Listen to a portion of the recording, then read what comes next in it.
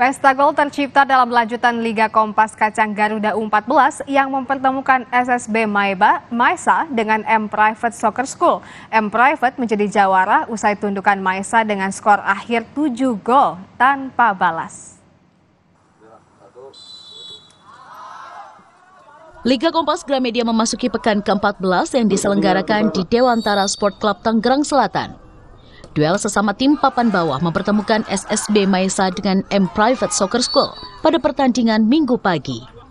Laga berjalan sengit sejak kick-off.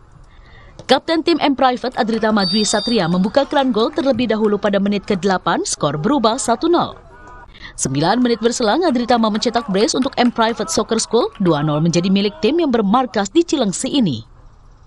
Di penghujung babak pertama, hat-trick Adritama membuat kedudukan kembali berubah 3-0 yang bertahan hingga jeda. Memasuki babak kedua, M Private tak memberi kesempatan bagi Maesa mengembangkan permainan.